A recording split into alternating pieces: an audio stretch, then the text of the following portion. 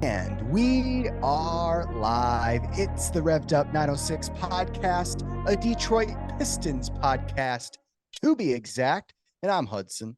And I'm Ryan.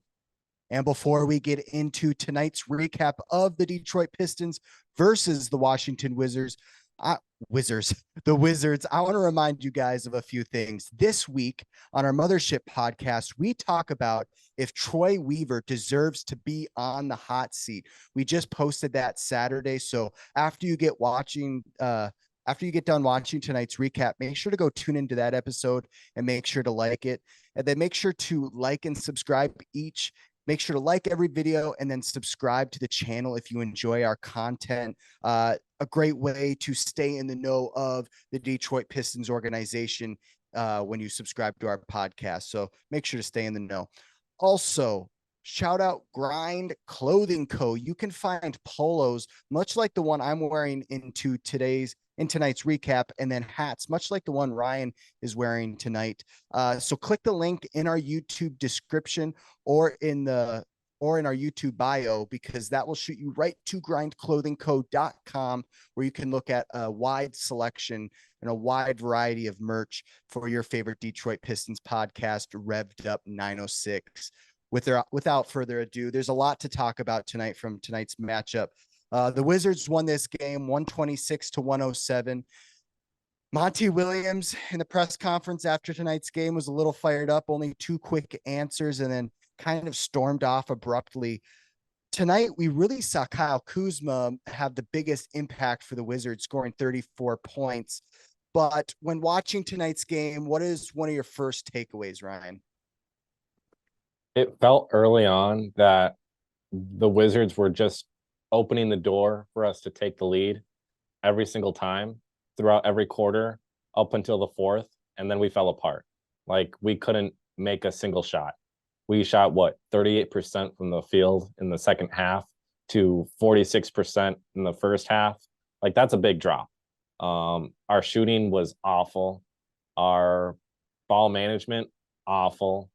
I'm trying not to be too negative here, but like, everything that could have gone wrong went wrong for us tonight.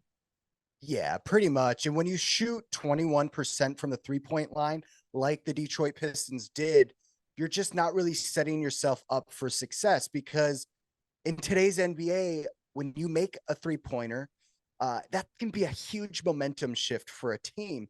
But the Pistons weren't really able to momentum shift in this game against the Wizards. It came down to the 3-point shooting, which they finished at 21%, and then just simply not being able to get consecutive stops. Those were the two biggest things that I really noticed, because when you can get consistent back-to-back stops, that's when a team like the Pistons can go on a run and start chopping away at a 12-point lead, 16-point lead. But they just weren't able to do that tonight, which is uncommon for the Pistons. Usually at certain points in the game, they can kind of cut down a lead. Yeah, and just this, I think what the big thing is outside of our turnovers was our shot selection. We had like guys like Isaiah Livers, Cade Cunningham, honestly, pretty much every single person that played tonight for us was forcing up shots, and they weren't great looks. And yeah, there were times where they should have gotten a call their way, but at the end of the day, you're majority of the time you're going in for that shot and knowing you're going to get fouled, and it may be a bad shot. And our shooting, just like Cade, 10 of 22, that's not good. Jaden Ivey, 6 of 12, not good. Duren was the only bright spot in terms of shooting, 5 of 8. And Wiseman, 3 of 4. But like Livers, 3 of 11, that's awful. Asar, we know he's not a fantastic shooter, but he can get his bucket at times, 8 of 14. The point is, okay, Marcus Sasser, 2 of 3 of 10. But the point is, these guys were not taking great shots tonight. And when you're turning the ball over, not making smart passes, and you're taking bad shots, and then you add in the bad defense overall, it's going to lead to a game in which you lose by 20-some points when you probably shouldn't be losing this game, because the Wizards are 3-14 after tonight's win. Like, we should have been closer than what we were tonight. And I'm just trying not to be really negative, but there's just too Yeah. many negatives to positives right now. Yeah, I did think of a few positives. Let's get into that in a couple minutes. But first, before we get into the positives, I got a couple more negatives I want to cover. So, Isaiah Stewart, when looking at the box score, shot 1 of 7 from the 3-point line. But it wasn't just offensive struggles for the Pistons tonight. Monty Williams kind of mentioned it in the press conference that these players right now just aren't playing Pistons basketball. And that means they're not playing stout defense against a mediocre team in the Wizards. How much does that scare you? Oh, it's very scary. Yeah. Um, I will say the bright spot in that is Dern, of course, 6 blocks tonight, right? No, 5 blocks. 5 blocks, fantastic. He also had a steal, great. Killian Hayes had that huge block on what's his face, Corey Kispert. That was a big Yep. play. But between Killian, 3 blocks tonight. If like Killian, Ivy, and Duran and Asar were the only ones really playing defense tonight. Those were the only Right. ones. And I love Cade. Cade is our franchise right now. He is. He is the guy. But you can't be the guy just on offense. You have to be the guy on defense too. And if you're going to be the franchise guy, you need to step up on defense. Because what is Detroit known for? We're known for Detroit for defense. The Bad Boys known for defense. Going to work Pistons known for defense. If you're going to be the guy, you also have to play defense. You can't just go out there and try to score all the time. If you don't set the tone on defense, then the game's going to get away from you. And that's what keeps happening in this 13 to 14 game losing streak that we're on. And it's Yeah. not fun to watch. And it is scary. I will say that. Another positive was Asar Thompson. He's been kind of a shining light in this 14 game losing streak. I liked his 16 points. He had an active 4 rebounds, 2 assists, 8 of 4 from the field, 1 block, 2 assists. He had that huge big time block against Jordan Poole. 2 of his steals generated into transition offense. Caught a lob dunk from Jaden Ivey. Something that's interesting because I was away for 2 weeks and wasn't watching any Pistons games. And now that I'm back in it, it's hard because the Pistons used to be a team that was a losing team and they just never had much fun talent. Well, now we're a losing team with young talent that just hasn't put it together. And the Pistons at times to me are fun to watch. They are a borderline highlight team, just not winning basketball. Realistically, we're kind of can compare ourselves to the Wizards and see where we're at compared to the Wizards. And we lost to them 126 to 107.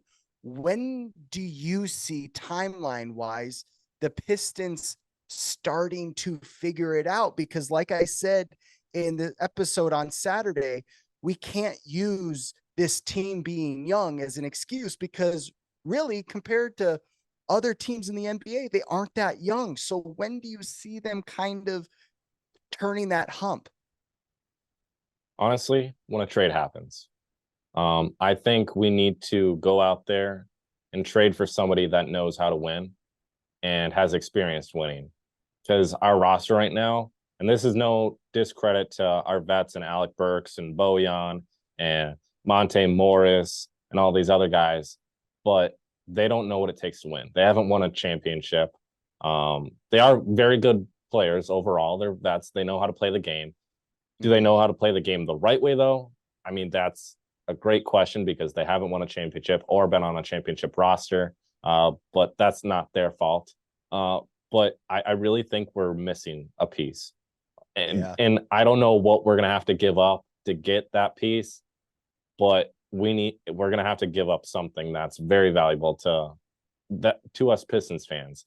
And the unfortunate thing is the only thing that I could really see us moving along with a vet or a, a draft pick to get a valuable asset in return Mm-hmm. is Jaden Ivey. I Okay. love Ivy. I want Ivy on the team. But at the end of the day, like we covered in our last episode, Weaver hasn't made a move for a top B tier talented player yet. He's made a play for guys that are vets, guys who have bounced around from team to team that are solid players, but not anything special. I think for us to take the next jump and then go on winning streaks is we need to have a vet come in here that knows how to win. And when I say vet, it doesn't have to be a guy in his 30s, right? It can be somebody that has won and is younger still. That's Right. always a possibility. And honestly, I don't think you could ever see a trade because Devin Booker is the franchise player for the Suns right now. But like going after a guy like Booker, Booker knows how to win. Obviously, he hasn't won a championship yet, but he's made it to the championship. And he's one of the best players in the league, arguably. So what I'm saying is we need to go after a vet player right now that knows how to Yeah. win. Because otherwise, I don't see this team winning. Because if you look back at the Bad Boys, they had a lot of veteran players on that team that helped build them to where they were. The going to work Pistons, same thing. So I really think with the vets we have right now, it's not good enough. We need to go after somebody that is a top tier talent and knows how to win. I was doing a deep dive on Pistons Reddit and Pistons Twitter, and I was seeing some talk of Zach LaVine. Does that interest you at all? He played, I mean, obviously he put up like 54 points against the Pistons. Is he kind of like a veteran presence player you might be thinking about? Honestly, I don't think so. Not that he's a bad player, he's a good player. Uh, but he is getting up there in age. He has a massive contract, and the Bulls are going to want a lot for him. There's a reason why he hasn't been moved yet, and whether that be the Bulls want to hold on to him a little bit longer, or Right. they're just asking way too much for him. I think it's the second of the two, because realistically, there's no way he wouldn't have been moved by now if they weren't asking for a lot. And so that not that I don't like Zach LaVine because I do. He's a great scorer, but he doesn't have the playoff experience. He doesn't know how to necessarily win. Case in point, look at the Bulls right now. They're not fantastic. When you have DeMar DeRozan, who is a first ballot Hall of Famer, and you have guys like Nikola Vucevic, who's a solid all-star caliber player. You have obviously Zach LaVine, who's an all-star caliber player. And then you have all these quality young pieces along with them. You would expect Yeah. them to be making deep runs in the playoffs. No, they're not. So not that I would hate Zach LaVine being on the Pistons. I just don't see him fitting in. Yeah. And I don't know if that's necessarily the recipe for success because the Bulls are probably going to ask for a lot. I think if we trade for a vet, it can't be a ball dominant guy like Levine. In this scenario, if we still have Cade Cunningham, Cade's only going to really succeed with the ball in his hand. I don't really see him being an off ball player. So you almost have to go for an off ball player. Devin Booker, like you said, I think he could be that. Um, I I think he's just such a hot commodity. It'd be so hard to get him.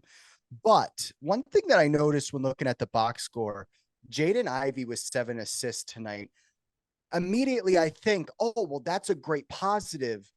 But with a losing game like we had tonight, if the ball is in Jaden Ivey's hand a lot, is that a recipe for success or should it stay in Cade's hands? Because it could go either way. I honestly thought what Ivy did was perfectly fine. Okay. I think what Cade did hurt us. And I hate saying that because I love Cade, but the last couple of games, he's been looking for his shot more so than others. And I understand I he's think one of the better scorers on this team, but you can't be always looking for yourself. When you're as good of a passer as Cade is, when your basketball IQ is through the roof, and you're a good scorer overall, you also have to look for others to be successful. Like Isaiah Thomas, Chauncey Billups, did they look for their shots from time to time? Yeah, but they had the open opportunity to do so. Whereas majority of the time they were looking to pass the ball. Cade, his initial instinct is to look for his shot, not pass. And I think once he gets over that hump and goes and plays kind of like DeMar DeRozan in the sense of DeMar doesn't look for his shot. He looks for others before his shot. If Cade were to do that, I really think this offense would be much more flowing, Right. and we would get better looks, and you would have opportunities for Isaiah Stewart, as an example, to get a better shot up, because majority of the 3-pointers he took tonight, he had a hand in his face. And Isaiah Stewart's not making that. And I'm not trying to be mean, but he isn't. Even though he has a developed 3-point shot now, he's not making that. But I really think if Cade is moving the ball more than looking for his shot, I really think that opens up our offense, and it really will help us. Yeah, I agree. Cade looks best when he takes what the defense gives him. That was his bread and butter his rookie year. It was that, and maybe it's because defenses know how to read him a little bit better. He does get double teamed a lot. I've been noticing in his third season now, but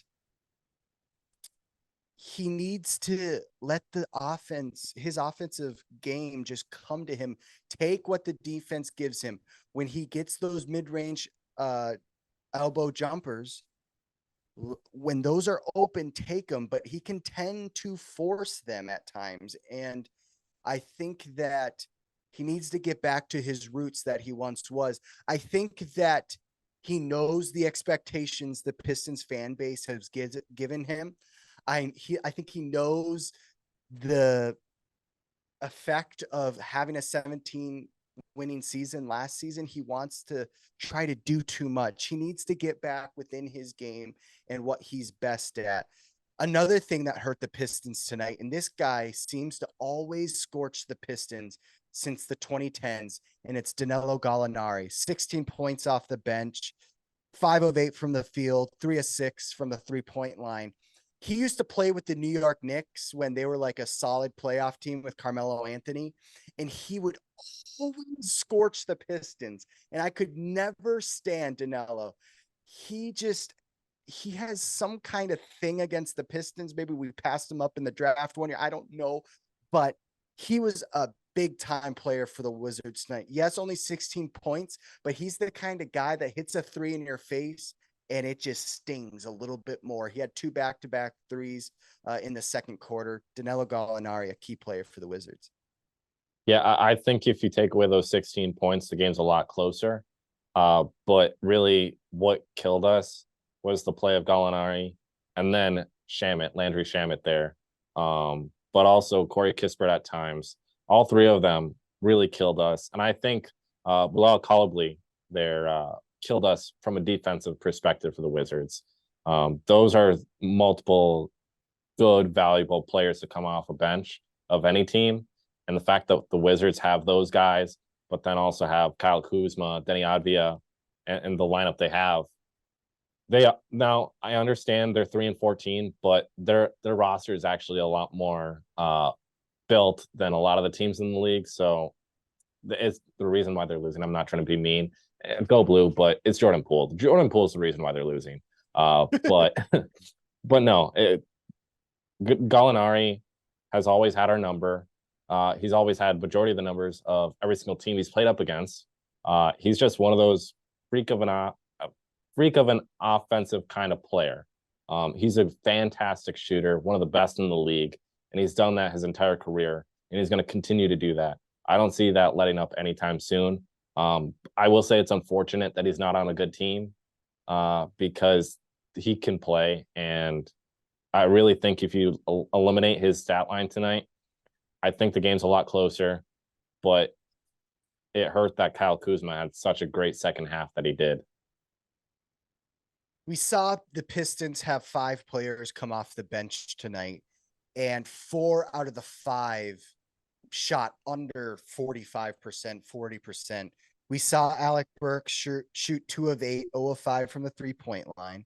Isaiah Livers, 3 of 11 from the field, 2 of 8 from the 3-point line. If I'm Monty Williams, I'm sitting down Isaiah Livers and I'm like, what are we doing here, man? Like, that is just, I mean, it's not even like the bench necessarily has like a strict game plan when they go into the game. Give us a boost. Give us an offensive boost. And if you can't give offense, play tough defense. And that's another big thing in tonight's loss. If you're going to struggle from the 3-point line, like the whole Pistons team did, you got to make up with bad offense with better defense. And They just didn't cut it on either end of the floor. And then we saw Marcus Sasser shoot 3 of 10 from the field and 1 of 5 from the 3-point line. James Wiseman, solid outing, 8 points, 4 rebounds, 3 of 4 from the field. But we saw 3 offensive players off our bench not to give us much. Alec Burks with a total of 8 points. We usually, when the Pistons are winning, like to see him around the 15, 16 point mark.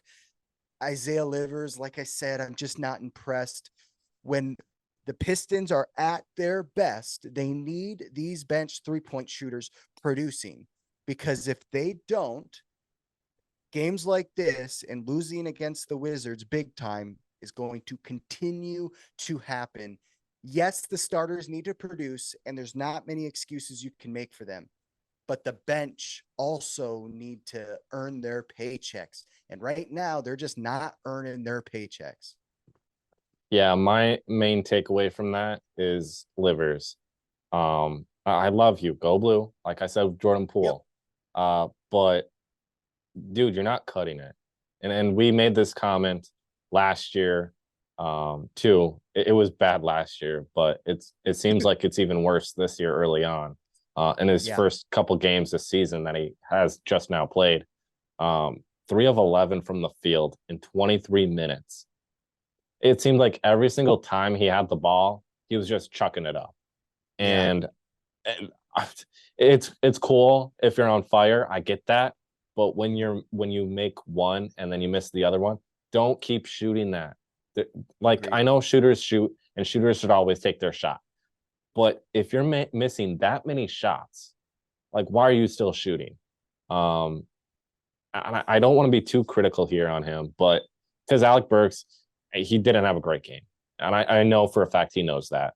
Marcus Sasser, in the same conversation as Livers tonight, every single opportunity he had a shot, he was chucking it up. Now, there were a lot of good open looks. Don't get me wrong. But there were a lot of looks, too, where there was a guy contesting his shot, and he probably shouldn't have shot it, but he did. But that's what happens when you're a rookie and you don't get a lot of playing time the last couple outings. You're going to look for your shot early on. But our bench, we can't perform like this. We said going into this season, we had one of the best benches in the league. And that, like, our bench could easily beat a lot of the teams in the league entirely. But early on this season, we have been proved wrong. And it sucks because, like, Alec Burks can go out there with the Knicks, dropped 60 points a couple of years ago. He can shoot. He's one of the best offensive players in the league. You have James Wiseman. Yeah, he hasn't really played, but he's going to get thrown into this conversation a little bit. He was fine. In 9 minutes, only missed 1 shot. I'm not complaining out of that. Right. But then you have Livers, who is supposed to be a 3-point shooter. And yet his entire NBA career, he's been known for not being a 3-point shooter. Marvin Bagley did not play. I wish he would have. I understand why he didn't. We could maybe get into that a little bit here, but that aside, like, Killian Hayes only took 1 shot. Like, how does that happen? Like, I understand he was passing the ball a lot more and playing defense, but he just wasn't given the opportunity to even take a shot. And at times, Killian Hayes can spark our offense, and it's a very good thing to see. And that just didn't happen tonight. But our ball movement in general, from our starting lineup to our bench, was just awful. And I want to stop talking because I'm going to start ripping into them pretty soon. One of my last comments before we wrap up today's recap of the Pistons versus the Washington Wizards, with the way the guards on our bench were shooting and struggling, I was kind of surprised we didn't see Kevin Knox get any looks. Kind of like what you talked about, Marvin Bagley. Kind of understand why he didn't play, but Kevin Knox last year was a spark for this Pistons offense at points. When you see Isaiah Livers throw up 7 threes in a row and none of them are falling, just throw Kevin Knox 5 to 8 minutes. Let him see if he can find a rhythm. When the team is struggling the way they are, I know we want to break this now 14-game losing streak, but when it's broken, you got to do something to fix it. And adjusting the lineup and adding in a guy like Kevin Knox maybe it's not a game changer, but maybe he can put together some momentum for the offense. Yeah, I agree with you on that. There might have been something else going on with him, and that's why he didn't see the floor. I know that George was making a comment earlier on when Wiseman went in. He's like, "Oh, I wasn't expecting that." Pretty much saying that they're thinking that the Bagley Wiseman battle is still ongoing, and they were just seeing what, like Monty was just seeing what Bagley could do. Now it's time to see what Wiseman can do.